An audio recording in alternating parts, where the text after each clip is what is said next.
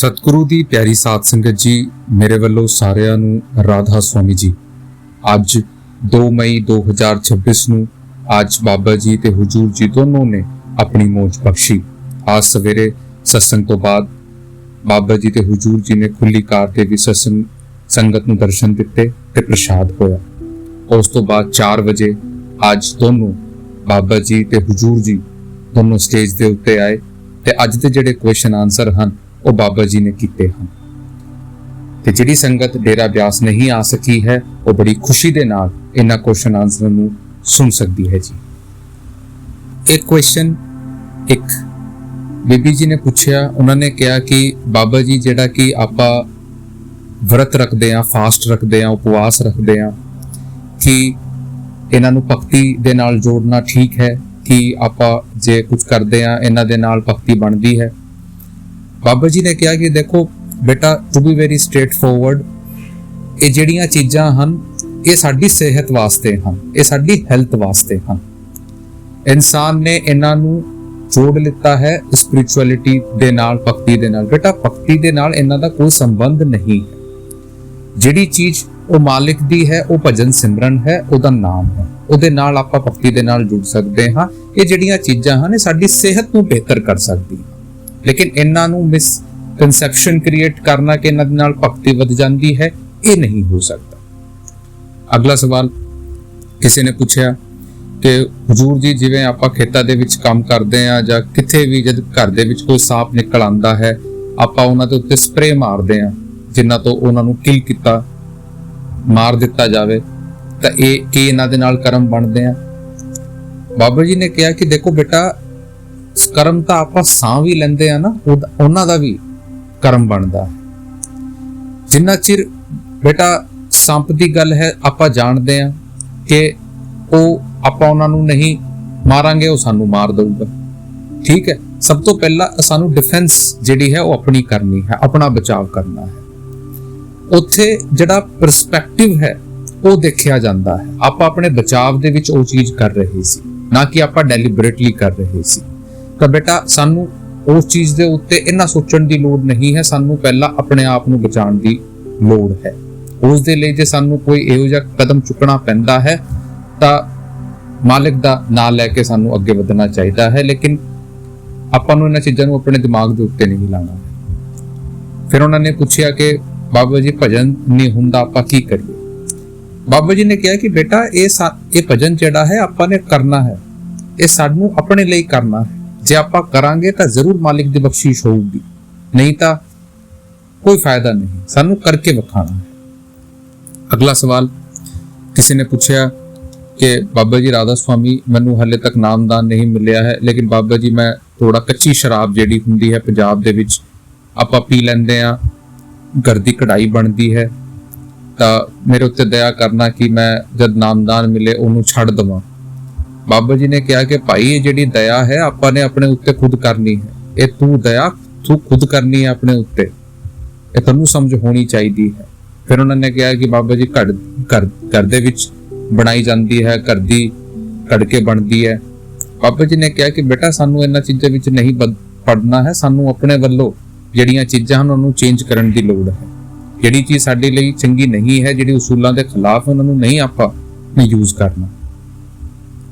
अगला सवाल किसी ने पूछा कि बाबा जी मेरी जिहड़ी वाइफ है वो मैनू कहती है कि तू कदे जिंदगी दे विच सक्सैसफुल नहीं हो सकता, एक कामयाब इंसान नहीं बन सकता। बाबा जी ने कहा कि बेटा ये जिहड़ियां बीबियां हुंदियां ने इन्हां नूं तां कदे भी अपने पति कामयाब नहीं लगदे, इन्हां सोचेदा नहीं हुंदा, आपां ने अपने वल्लों मेहनत करनी है। फिर उन्होंने कहा कि बाबा जी वो कहती है कि जे तू रोटी भी ज्यादा खांदा है ते तू रोटी ज्यादा खाऊगा तेरी उम्र घट जाऊगी। बाबा जी हसन लग पे, बेटा मैं पहली बार ही सुना है कि रोटी ज्यादा खाण तो किसी दी मौत हो जाती है। बेटा जिन्नी भुख है उन्नी तो खानी ही खानी है, इन्हां दे नाल नहीं कुछ होने लगा। अगला सवाल किसी ने पूछा कि बाबा जी लाइफ दे विच ना बहुत नैगेटिव विचार आउंदे हैं, नैगेटिव थॉट्स आउंदे हैं। बाबा जी ने कहा कि बेटा देखो किते ना किते ये जिन्हां दा जिहड़ा ओरिजिन है वो आपां ने क्रिएट किया है, तां करके कहा जाता है कि टीवी दे उत्ते ज़्यादा वायलेंस ना देखिए, कोई इहो जिहियां चीज़ां ना देखिए जिन्हां दे उत्ते मन दे उत्ते प्रभाव पै जाए, ਕਿਉਂਕਿ ਬੇਟਾ ਇਹ ਜਿਹੜੀਆਂ ਸਾਡੇ ਹੱਥ ਦੇ ਵਿੱਚ ਹੈ। ਜਿੰਨਾ ਚੰਗਾਈ ਦੇ ਨਾਲ ਆਪਾਂ ਗਲਤ ਰਸਤੇ ਦੇ ਉੱਤੇ ਜਾ ਸਕਦੇ ਹਾਂ, ਉਨਾ ਹੀ ਸੋਚ ਦੇ ਨਾਲ ਆਪਾਂ ਅੱਛੇ ਰਸਤੇ ਦੇ ਉੱਤੇ ਜਾ ਸਕਦੇ ਹਾਂ। ਇਹ ਜਿਹੜੀ ਚੈਨਲਾਈਜ਼ਿੰਗ ਹੈ ਇਹ ਆਪਾਂ ਨੇ ਖੁਦ ਕਰਨੀ ਹੈ, ਇਹ ਸਾਡੇ ਉੱਤੇ ਮੁਨੱਸਰ ਹੈ। ਚੰਗੀ ਸੋਬਤ ਦੇ ਵਿੱਚ ਜਾਵਾਂਗੇ ਸਾਡੇ ਵਾਸਤੇ ਚੰਗਾ ਹੋਊਗਾ, ਗੰਦੀ ਸੋਬਤ ਦੇ ਵਿੱਚ ਬੈਠਾਂਗੇ ਮਨ ਦੇ ਉੱਤੇ ਪ੍ਰਭਾਵ ਪੜਨਗੇ, ਉਸ ਤਰੀਕੇ ਦੇ ਨਾਲ ਹੀ ਫਿਰ ਵਿਚਾਰ ਆਉਣਗੇ। ਇਹ ਤਾਂ ਬੇਟਾ ਸਾਡੇ ਹੱਥ ਦੇ ਵਿੱਚ ਹੈ।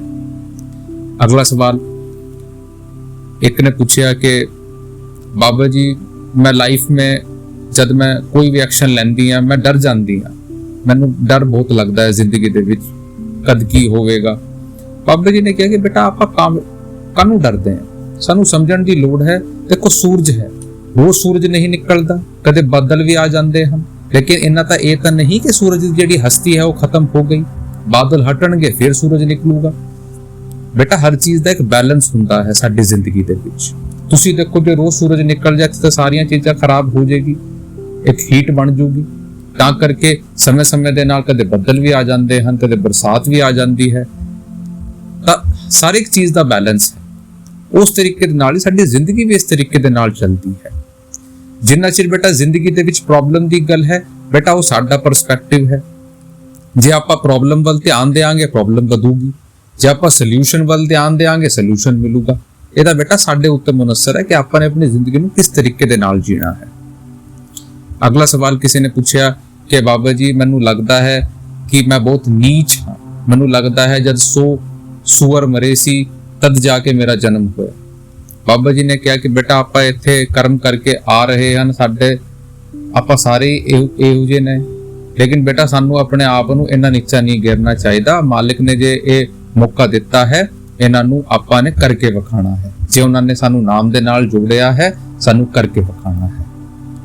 ਅਗਲਾ ਸਵਾਲ ਕਿਸੇ ਨੇ ਪੁੱਛਿਆ ਕਿ ਬਾਬਾ ਜੀ ਮੈਂ ਜਦ ਭਜਨ ਕਰਦੀ ਹਾਂ ਤਾਂ ਕਦੇ-ਕਦੇ ਨੀਂਦ ਆ ਜਾਂਦੀ ਹੈ ਤੇ ਭਜਨ ਦੇ ਵਿੱਚ ਖਰਾਟੇ ਆਣੇ ਸ਼ੁਰੂ ਹੋ ਜਾਂਦੇ ਹਨ, ਤੇ ਜਿਹੜੀ ਮੇਰੀ ਕੁੜੀ ਆ ਉਹ ਮੈਨੂੰ ਕਹਿੰਦੀ ਹੈ ਕਿ ਤੁਸੀਂ ਤਾਂ ਭਜਨ ਦੇ ਵਿੱਚ ਖਰਾਟੇ ਲੈਂਦੇ ਹੋ, ਤੁਸੀਂ ਤਾਂ ਭਜਨ ਨਹੀਂ ਕਰਦੇ।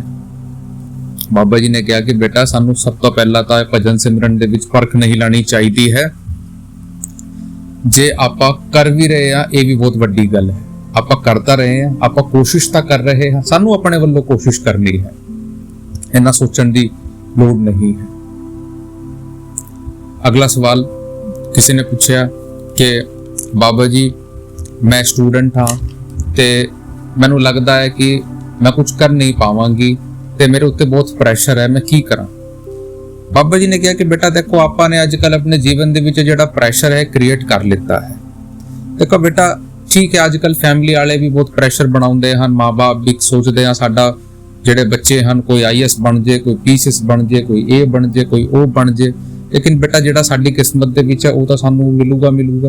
ਬੇਟਾ ਸਾਨੂੰ ਆਪਣੇ ਵੱਲੋਂ ਮਿਹਨਤ ਕਰਨ ਦੀ ਲੋੜ ਹੈ, ਆਪਣੇ ਵੱਲੋਂ ਮਿਹਨਤ ਕਰੋ, ਬਾਕੀ ਉਸ ਮਾਲਿਕ ਦੇ ਉੱਤੇ ਛੱਡ ਦਿਓ।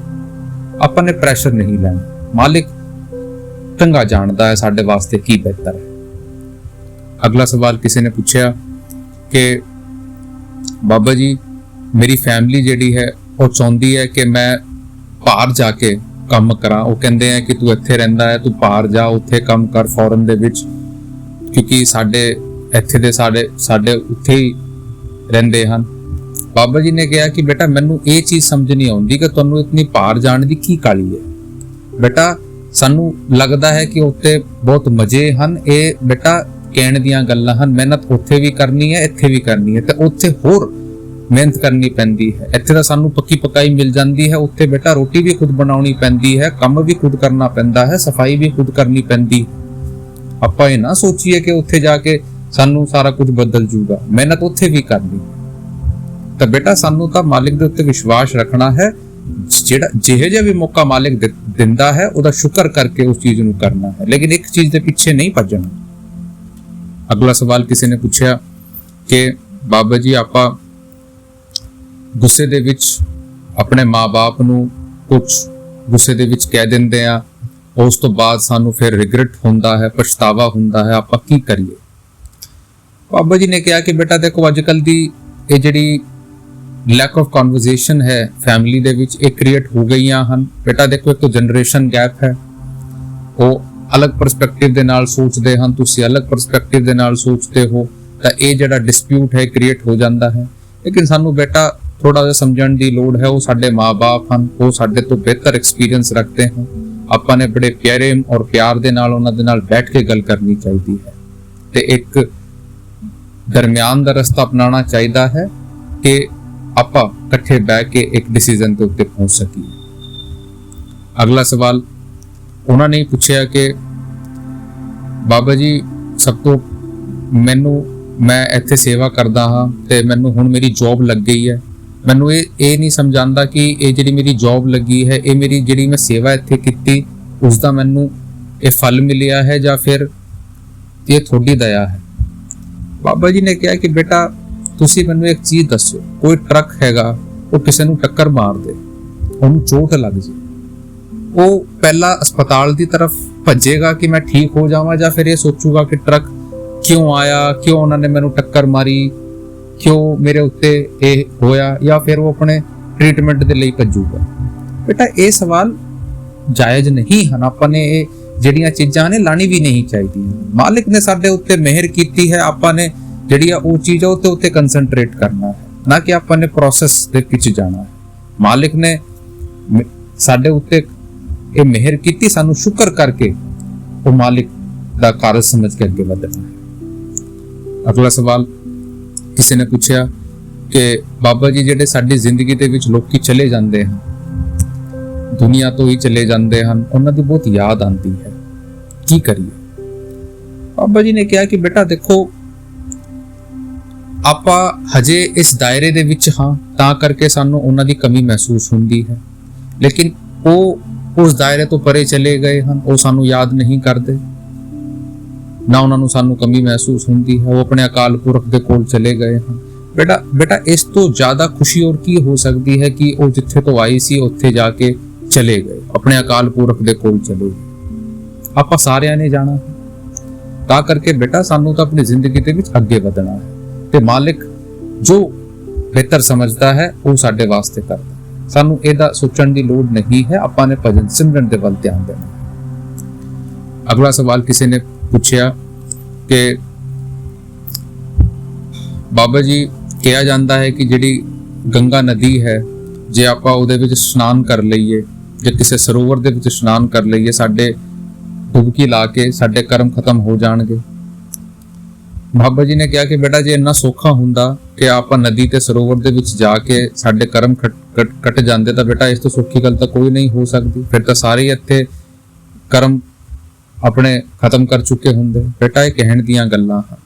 ਤੀਰਥ ਨਾਵਣ ਜਾਓ, ਤੀਰਥ ਨਾਮ ਹੈ, ਗੁਰੂ ਸ਼ਬਦ ਵਿਚਾਰ ਅੰਤਰ ਗਿਆਨ ਹੈ। ਕਿ ਬੇਟਾ ਇਹ ਡੁਬਕੀ ਮਾਰਨ ਦੇ ਨਾਲ ਨਹੀਂ ਹੋਣ ਲੱਗਾ। ਇਨਸਾਨ ਕਮਜ਼ੋਰ ਸੀ, ਇਨਸਾਨ ਨੂੰ ਜਿਹੜੀ ਜੁਗਤੀ ਸਮਝਾਈ ਗਈ ਸੀ ਉਹ ਅੰਦਰ ਦੀ ਸਮਝਾਈ ਗਈ ਸੀ, ਇਹ ਅੰਦਰ ਨਹੀਂ ਗਿਆ। ਇਹਨਾਂ ਨੇ ਪਹਾੜੇ ਜਿਹੜੀਆਂ ਚੀਜ਼ਾਂ ਸੀ ਇਹ ਬਣਾ ਕੇ ਰੱਖ ਦਿੱਤੀ। ਉਹ ਜਿਹੜਾ ਸੱਚਾ ਸਰੋਵਰ ਹੈ ਉਹ ਸਾਡੇ ਅੰਦਰ ਹੈ, ਉਹ ਨਾਮ ਦਾ ਰਸ ਹੈ, ਉਹ ਨਾਮ ਦਾ ਇਸ਼ਨਾਨ ਹੈ। ਬੇਟਾ ਇਹ ਪਾਰਦੀਆਂ ਦੇ ਨਾਲ ਨਹੀਂ ਹੋਣ ਲੱਗਾ। ਸ਼ਬਦ ਕਰਮ ਕੀ ਰੇਖ ਕਟਾਵੇ, ਸ਼ਬਦ ਸ਼ਬਦ ਸੇ ਜਾਈ ਮਿਲਾਏ। ਕਿ ਉਹ ਸ਼ਬਦ ਜਿਹੜਾ ਹੈ ਉਹ ਸਾਡੇ ਕਰਮ ਕਟਾ ਸਕਦਾ ਹੈ, ਹੋਰ ਇਸ ਦੁਨੀਆ ਦੇ ਵਿੱਚ ਹੋਰ ਕੋਈ ਤਾਕਤ ਨਹੀਂ। ਤਾਂ ਬੇਟਾ ਸਾਨੂੰ ਤਾਂ ਇਹਨਾਂ ਚੀਜ਼ਾਂ ਤੋਂ ਉੱਪਰ ਉੱਠਣ ਦੀ ਲੋੜ ਹੈ। ਅਗਲਾ ਸਵਾਲ ਕਿਸੇ ਨੇ ਪੁੱਛਿਆ ਕਿ ਬਾਬਾ ਜੀ ਜਿਹੜੇ ਕਿ ਸੰਤ ਦੁਨੀਆ ਦੇ ਵਿੱਚ ਆਉਂਦੇ ਹਨ, ਸਾਨੂੰ ਸਮਝਾਉਂਦੇ ਹਨ, ਉਹਨਾਂ ਦੀ ਜਦ ਕੋਈ ਨਿੰਦਾ ਕਰਦਾ ਹੈ ਤਾਂ ਬਹੁਤ ਦੁੱਖ ਹੁੰਦਾ ਹੈ। ਇੱਥੇ ਡੇਰੇ ਬਿਆਸ ਦੇ ਵੀ ਕਈ ਨਿੰਦਾ ਕਰਦੇ ਹਨ, ਬਿਆਸ ਵਾਲਿਆਂ ਨੂੰ ਵੀ ਮਾੜਾ ਕਹਿੰਦੇ ਹਨ। ਉਸ ਵੇਲੇ ਆਪਾਂ ਨੂੰ ਕੀ ਕਹਿਣਾ ਚਾਹੀਦਾ ਹੈ? ਬਾਬਾ ਜੀ ਨੇ ਕਿਹਾ ਕਿ ਬੇਟਾ ਆਪਾਂ ਨੂੰ ਕੀ ਲੈਣਾ ਹੈ? ਸੰਤਾ ਮਹਾਤਮਾ ਸਾਨੂੰ ਪਿਆਰ ਔਰ ਪ੍ਰੇਮ ਸਮਝਾਉਣ ਵਾਸਤੇ ਇੱਥੇ ਆਉਂਦੇ। ਜੇ ਆਪਾਂ ਵੀ ਰਿਐਕਟ ਕਰਾਂਗੇ ਸਾਡੇ ਵਿੱਚ ਤੇ ਉਹਨਾਂ ਦੇ ਵਿੱਚ ਕੀ ਫਰਕ ਰਹਿ ਜੂ? ਬੇਟਾ ਲੋਕੀ ਹਨ, ਉਹਨਾਂ ਦਾ ਬੋਲਣਾ ਰਾਈਟ ਹੈ, ਉਹਨਾਂ ਨੂੰ ਬੋਲਣ ਦਿਓ। ਇਹ ਤੁਹਾਡੇ ਉੱਤੇ ਮੁਨੱਸਰ ਹੈ ਕਿ ਤੁਸੀਂ ਉਸ ਵੇਲੇ ਸਮਝਦਾਰੀ ਦਿਖਾਉਂਦੇ ਹੋ। ਤੁਸੀਂ ਆਪਣੇ ਵੱਲੋਂ ਸਹੀ ਕਰੋ, ਬਾਕੀ ਜੋ ਬੋਲਦਾ ਹੈ ਉਹਨੂੰ ਬੋਲਣ ਦਿਓ। ਕਿਸੇ ਦੇ ਬੋਲਣ ਦੇ ਨਾਲ ਨਹੀਂ ਹੋਣ ਲੱਗਾ, ਤੁਸੀਂ ਆਪਣੇ ਵੱਲੋਂ ਨਾ ਕੁਝ ਮਾੜਾ ਬੋਲੋ। ਅਗਲਾ ਸਵਾਲ ਕਿਸੇ ਨੇ ਪੁੱਛਿਆ ਕਿ ਹੁਜ਼ੂਰ ਜੀ ਮੈਂ ਨਰਸਿੰਗ ਕਰਨਾ ਚਾਹੁੰਦੀ ਹਾਂ ਤੇ ਮੈਂ ਕਿੱਥੇ ਨਰਸਿੰਗ ਕਰਾਂ, ਇੰਡੀਆ ਦੇ ਵਿੱਚ ਜਾਂ ਫਿਰ ਫੋਰਨ ਦੇ ਵਿੱਚ? ਤਾਂ ਫਿਰ ਬਾਬਾ ਜੀ ਨੇ ਕਿਹਾ, ਬਾਬਾ ਜੀ ਨੇ ਹੁਜ਼ੂਰ ਜੀ ਵੱਲ ਇਸ਼ਾਰਾ ਕੀਤਾ ਕਿ ਹੁਜ਼ੂਰ ਜੀ ਦੱਸੋ। ਤਾਂ ਹੁਜ਼ੂਰ ਜੀ ਨੇ ਫਿਰ ਮਾਈਕ ਉੱਪਰ ਕੀਤਾ। ਉਹਨਾਂ ਨੇ ਕਿਹਾ ਕਿ ਬੇਟਾ ਬਾਬਾ ਜੀ ਸਮਝਾਉਂਦੇ ਹਨ ਕਿ ਸਾਨੂੰ ਤਾਂ ਮਿਹਨਤ ਕਰਨੀ ਹੈ, ਭਾਵੇਂ ਇੱਥੇ ਕਰੀਏ ਭਾਵੇਂ ਉੱਥੇ ਕਰੀਏ। ਫਿਰ ਉਹਨਾਂ ਨੇ ਪੁੱਛਿਆ ਕਿ ਬਾਬਾ ਜੀ ਹਜ਼ੂਰ ਜੀ ਤੁਸੀਂ ਦੋਨੋਂ ਹੀ ਉੱਥੇ ਪੜ੍ਹੇ ਹੋ ਵਿਦੇਸ਼ਾਂ ਦੇ ਵਿੱਚ, ਤਾਂ ਕੀ ਕਰੀਏ?